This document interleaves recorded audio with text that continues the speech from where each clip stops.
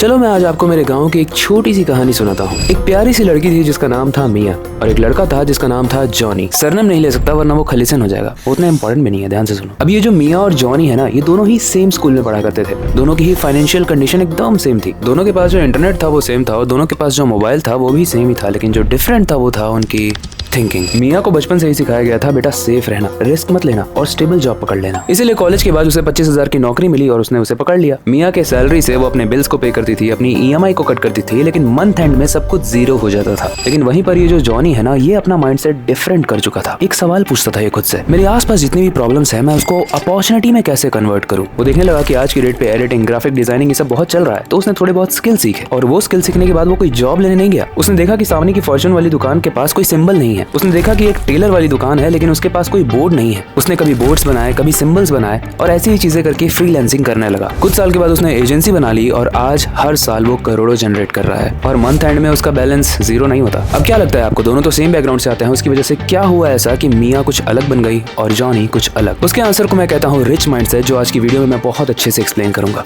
पैसे सब कमा सकते हैं अगर वो अपॉर्चुनिटी को देखना सीख ले, और वो देखना तभी सीख पाएंगे जब उनके पास रिच माइंडसेट होगा, न कि पुअर माइंडसेट। तो ये मुझे बताने की जरूरत नहीं कि इस वीडियो को अगर आप एंड तक देखते हो तो आपको वो सीक्रेट मिल जाएगा जिसकी वजह से आप अपने दिमाग में एक बीज बो दोगे, बीज रिच माइंडसेट का। बाकी जो लोग हमेशा गरीब रहना चाहते हैं उनका मैं कुछ नहीं कर सकता, लेकिन जो लोग फ्यूचर में अमीर बनना चाहते हैं और उनका माइंडसेट अमीर वाला बनाना चाहते हैं, उन लोगों के लिए without wasting any time let's start this masterpiece. अच्छा वीडियो को, अरे ये कहाँ जा रहे हो? हैं? कौन ले जा रहा है? हैं? अरे रुको रुको रुको यार, रुको रुको रुको।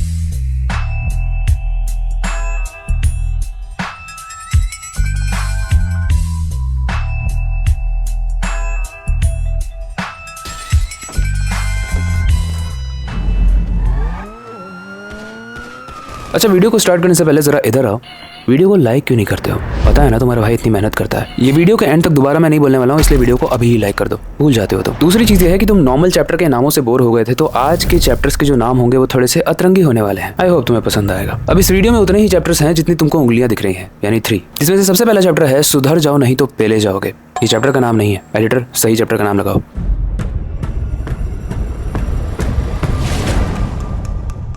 अगर आप ध्यान से देखोगे ना, जितने ध्यान से आप मिया को देखते हो, तो आप समझोगे कि मिडिल क्लास और रिच क्लास के बीच में जो डिफरेंस होता है ना, वो सिर्फ पैसों का नहीं होता, वो थिंकिंग का होता है। अब देखो ना, मैं या फिर आप, हम लोगों ने बचपन से ही स्ट्रगल बहुत देखा है। इसी वजह से हमारा दिमाग जो है ना, वो सर्वाइवल मोड के लिए ट्रेन हो गया है। बचपन से वही घिसी पिटी लाइन हमने सुनी हुई है, पैसों को बचाओ, रिस्क मत लेना, बस एक सेफ जॉब पकड़ लो। फिर वही बात आ जाएगी, जो गरीब हो ना आदमी, यो साला अपनी आदत से गरीब हो। अब खुद सोचो ना, तुम एक सुबह उठते हो एंड तुम देखते हो तुम्हारे मोहल्ले में मिठाइयां बट रही हैं। जब तुम अपने पिताजी से पूछते हो कि पापा मिठाइयां क्यों बट रही हैं, तो वो बोलते हैं शर्मा जी का जो बेटा है ना, वो इंजीनियर बन गया है। इसका मतलब इंजीनियर बनना सबको खुश कर देगा। इंजीनियर बनने के बाद तुम भी मिठाई बांट पाओगे। अब उस फोमो में तुम उस जोन से बाहर नहीं निकल पाते हो, वो दलदल तुम्हें और खींचता जाता है और तुम भी इंजीनियर ही बन जाते हो या फिर डॉक्टर ही बन जाते हो। अब मैं ये नहीं कह रहा कि ये प्रोफेशन गलत है, मेरे कहने का मतलब है ये प्रोफेशन अगर तुम पीयर प्रेशर या फिर सोसाइटल प्रेशर की वजह से चूज करते हो तो ये तुम्हारी चॉइस नहीं है, ये तुम पर थोपी गई है। धीरे धीरे तुम उन जॉब को पकड़ लेते हो और सर्वाइव करना सीख जाते हो और तुम्हारी जिंदगी का बस एक ही मोटो रह जाता है, सर्वाइव करना।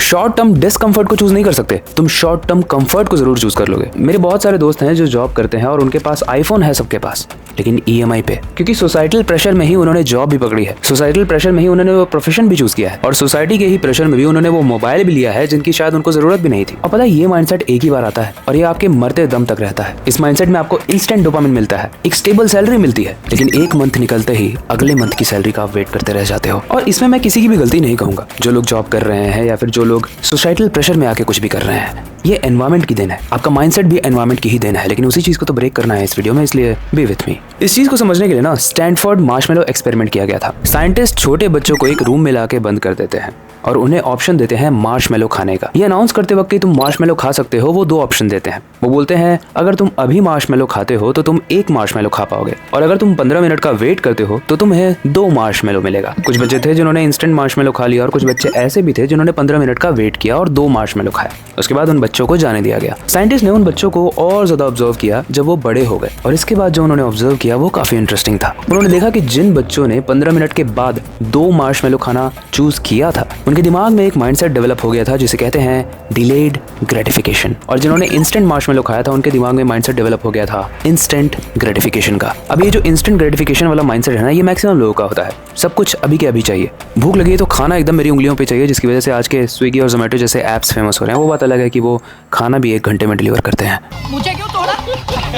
लेकिन आई होप तुम मेरे पॉइंट्स को समझ रहे हो। इसी चीज को अब तुम पैसे से कनेक्ट करो। ये मार्शमेलो वाले एक्सपेरिमेंट में जो मार्शमेलो था ना, वो मार्शमेलो था वो हर चीज जो सोसाइटी में तुम्हें आसपास दिख रही है, नया मोबाइल, नई कार, नया घर, लेकिन सब EMI पे। वो इंस्टेंट मार्शमेलो वो चीज थी जो बताती है कि रिस्क नहीं लेना है, वरना क्या पता दूसरा मार्शमेलो मिले या ना मिले, इसलिए अभी ही खा लो। और यही रीजन है मैक्सिमम लोग जॉब चूज करते हैं, यही रीजन है मैक्सिमम लोग फ्रीलांसिंग चूज नहीं करते हैं, यही रीजन है मैक्सिमम लोग बिजनेस बनाने से डरते हैं, यही रीजन है मैक्सिमम लोग कंटेंट क्रिएशन में स्टार्टिंग में ही ठप हो जाते हैं। लेकिन थोड़ा वेट करके, थोड़ा रिस्क लेके, थोड़े अपने स्किल्स को इवॉल्व करके, अगर आप उस मार्शमेलो को खाते हो जो 15 मिनट के बाद मिलेगा, तो आपको एक नहीं बल्कि 2 मार्शमेलो मिलते हैं। और आप मेरी तरह या फिर उन लोगों की तरह जो अपनी जिंदगी में फोड़ रहे हैं वैसा कुछ करने लगते हो। इन दोनों में एक चीज कॉमन है और एक चीज डिफरेंट है। अपने घुटने पर जोर देके सोचो। पहले अगर नहीं समझ में आया तो मैं बताता हूँ। दोनों में कॉमन है स्ट्रगल, और दोनों में जो डिफरेंस है वो है एक में सर्वाइवल का और एक में फ्यूचर बिल्ड करने का। यानी एक सर्वाइव कर रहा है सिर्फ और एक फ्यूचर बिल्ड कर रहा है। जेफ बेजोस ने भी Amazon स्टार्ट करने से पहले खुद से एक क्वेश्चन पूछा था, जब मैं 80 साल का हो जाऊंगा तो क्या मैं इस डिसीजन को रिग्रेट करूंगा, इस Amazon बनाने के डिसीजन को?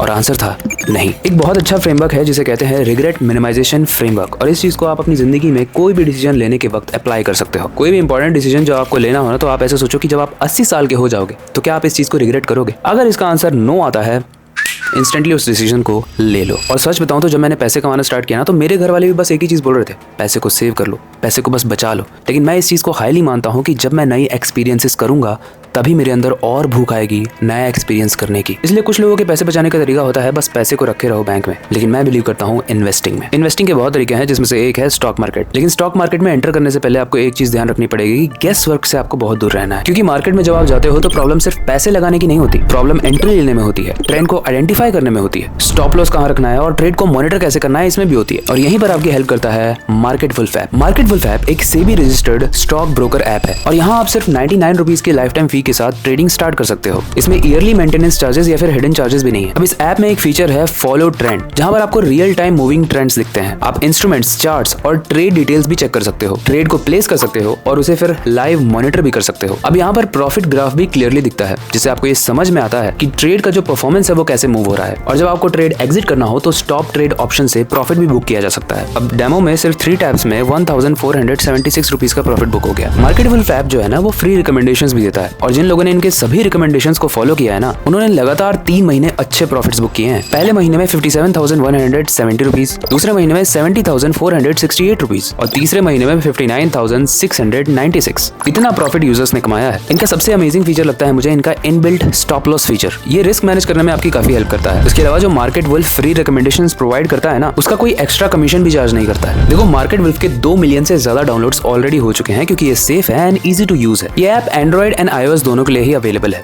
Link pin, comment and description में है, जाके चेकआउट जरूर करना। अब आते हैं चैप्टर 2 पे, जो है खोदा पहाड़ निकली चूहिया। इसका सही नेम एडिटर स्क्रीन पे डाल देगा।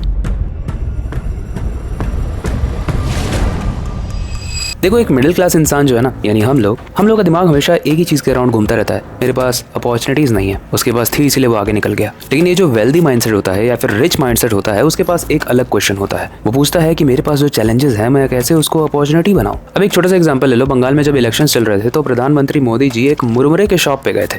भाई हमें अपना जाल में खिलाओ। अब उस शॉप पे जाने के बाद 2 चीजें हुई। वो मुरमुरे वाला फेमस हो गया जिसको वो मोनेटाइज नहीं कर पाया, एंड वो मुरमुरे की कैटेगरी बहुत फेमस हो गई। और यहाँ से एक प्रॉब्लम क्रिएट हुई जिसका सोल्यूशन अच्छे ब्रांड्स ने निकाल लिया। डिमांड ज्यादा बढ़ गई मुरमुरे की, लेकिन सप्लाई बहुत कम थी, इसलिए बहुत सारे ब्रांड्स आ गए जो अब मुरमुरा लेके आए। अगर उस ब्रांड का नाम जानते हो तो हमें कमेंट सेक्शन में जरूर बताना।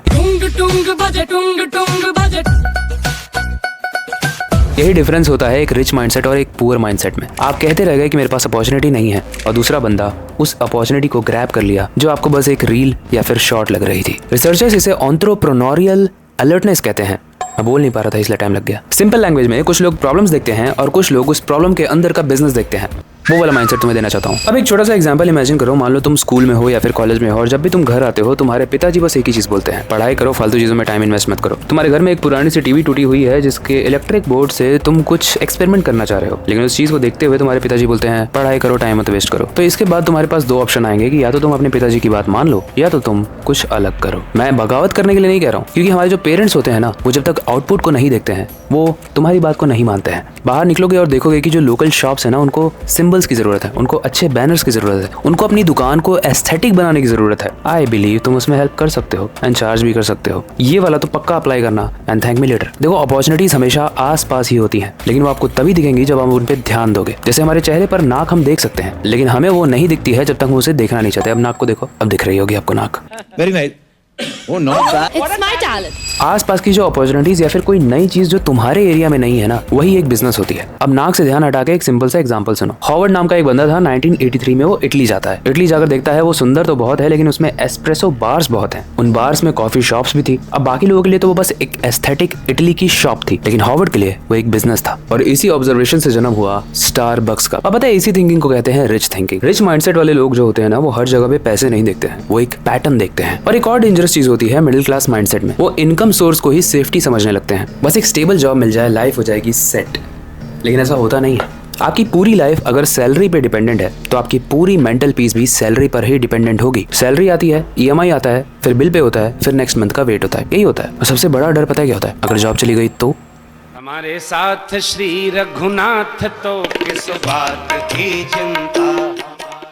ये जो वेल्दी लोग होते हैं ना, या फिर ये रिच माइंडसेट वाले जो लोग होते हैं, उनकी इनकम जो होती है ना, वो स्टेबल नहीं होती है। हो सकता है एक वक्त होगा जब वो आपसे कम कमा रहे होंगे, लेकिन धीरे धीरे वो इतने लेयर्स जनरेट कर लेंगे अपनी इनकम के कि वो आपसे 10, 100 या फिर 1000 गुना ज्यादा कमाने लगेंगे। अब इसका मतलब ये नहीं है कि मैं कह रहा हूँ कि इनकम सोर्स 10 जनरेट करो एकदम से। एक प्रेडिक्टेबल इनकम सोर्स तो होना चाहिए, लेकिन सिर्फ वही नहीं होना चाहिए। पहले एक इनकम सोर्स बनाओ, फिर स्किल बिल्ड करो जो तुम्हारी दूसरी इनकम सोर्स बना के दे, फिर तीसरी, फिर चौथी, फिर पांचवी।